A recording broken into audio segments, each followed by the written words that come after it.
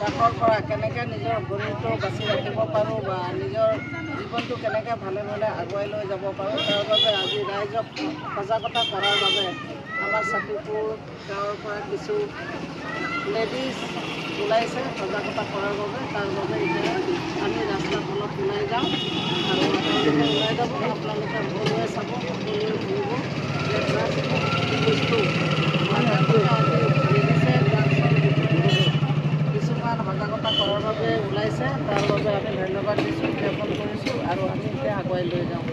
ইমানে।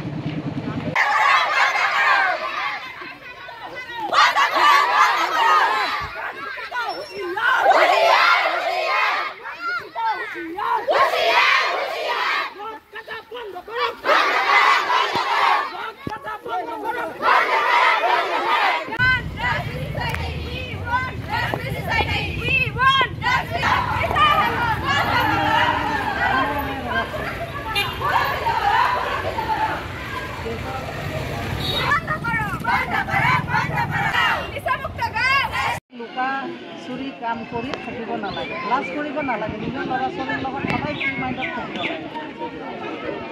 ফ্ৰী মনত কথা পাতিলে মোৰ মনত কি আছে, মোৰ ল'ৰা ছোৱালীক ক'ম, ল'ৰা ছোৱালীৰ মনত কি আছে মোক ক'ব, তেতিয়াই আমি সুন্দৰভাৱে সংসাৰ চলাই যাব আৰু তেতিয়া কোনো বিপদত পৰিবলৈও নালাগে। কথা ক'বলৈ নাযাওঁ, আমাৰ ইমাৰ্জেঞ্চি ডিউটিয়ে অলপ